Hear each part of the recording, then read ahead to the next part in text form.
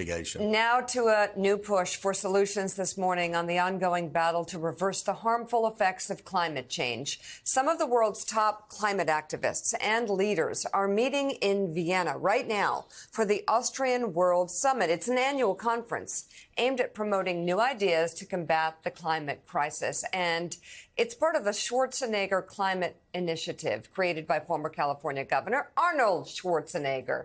He just wrapped up his keynote address at this year's conference a short time ago, and he joins us now. Mr. Schwarzenegger, thank you so much for being on the show this morning. We'd like to hear what you're hoping to accomplish in this conference, and also if you could talk about climate change in its relation to the war in Ukraine and what people need to know. Well, first of all, let me say thank you very much for having me. And we are just in the middle of this conference right now. It started this morning. And, like you said, I gave the keynote speech here. And it's always wonderful to bring everyone of the environmental movement together here from all over the world and to talk about the kind of things that we can do to move the agenda forward and to get off fossil fuels. And the whole theme today, my theme of the speech was that we got to go and speed up the process of getting things built.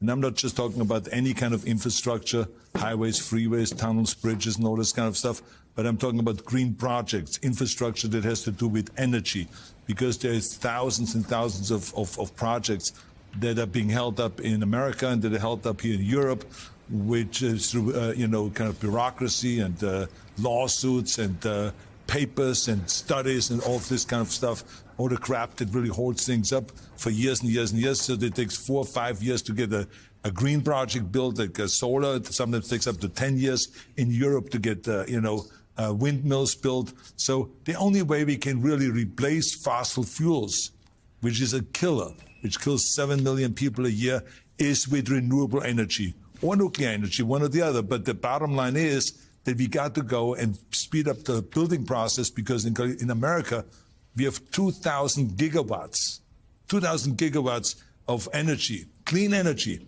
waiting to be built, except it needs the permits. And so just to show you how much energy this is, we use daily around 1,200 gigawatts in America. So here we're talking about 2,000 gigawatts that are ready to be built, but we need the permit. So in Europe, they have the same problem. In America, we have the problem. So what I'm saying is the new environmentalism should all be about let's build and let's be aggressive about moving forward so we can replace fossil fuels.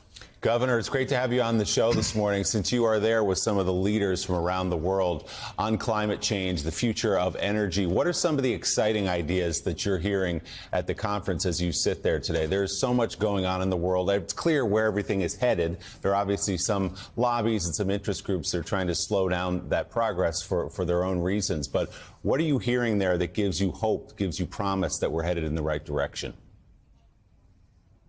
Well, I think that it gives me hope that we will move forward with the building process and with the permitting process. As a matter of fact, as you know, that President Biden right now is talking to the Republican Congress about that and negotiating about that in order to speed up that process. So I think there's some really good things happening in here at the EU.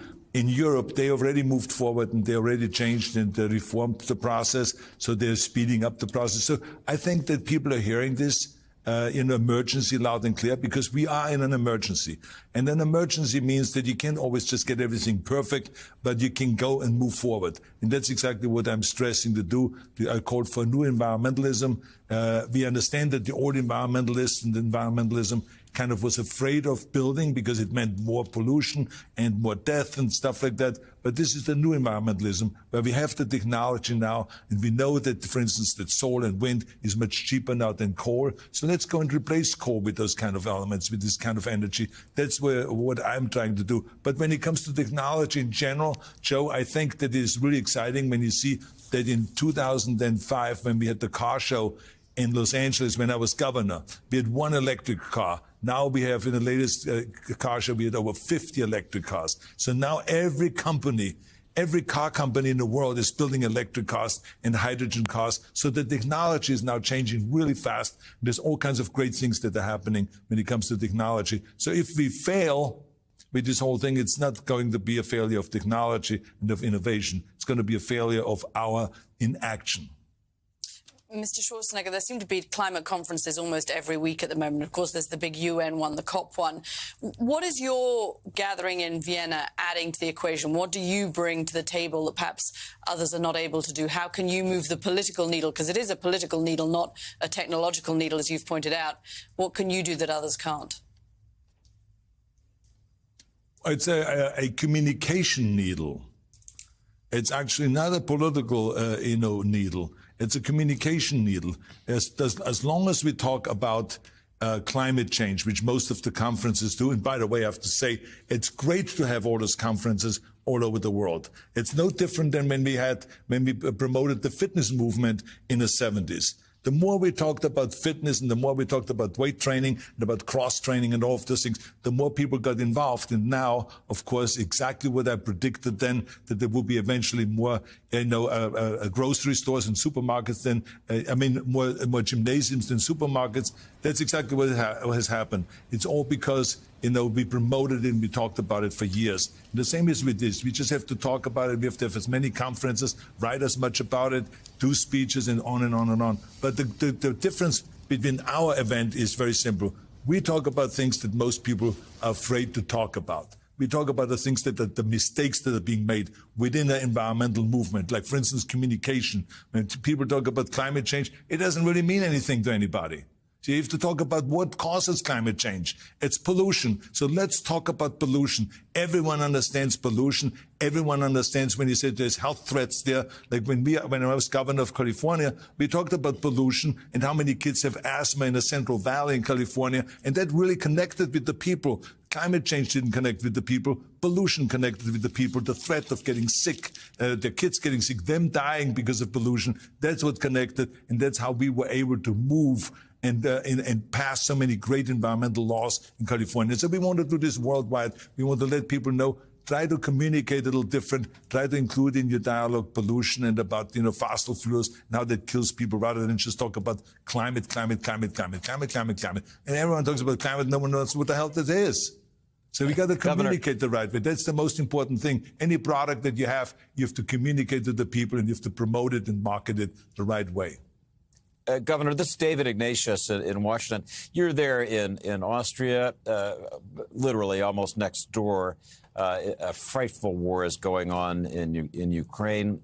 This last night, there was terrible bombing in the city. I'm just wondering what you, as a European at the start of your life, feel as you're watching this going on. What thoughts you'd send to the Ukrainian people? What thoughts you'd send to Russia? Well, we had the Mayor Klitschko from, Ukraine, from Kiev. He was on our show today, and he was part of our environmental conference. And it's really sad to hear his stories. And it's really sad when you just turn on the news and you just listen to those kind of sad stories. How, a country that was attacked unprovoked and it just has this unbelievable effect, and how many people have to die. And the sad story is not only Ukrainian people have to die, but Russian people have to die, and they don't even know what the hell is happening there. So it's just sad, and I hope that someone amongst the leadership in the world comes up with a solution to have them both sit down and start negotiating and talk and come to a kind of a peace agreement. Arnold Schwarzenegger, thank you very, very much for coming on the show this morning. We look forward to hearing more about the conference. We appreciate it. And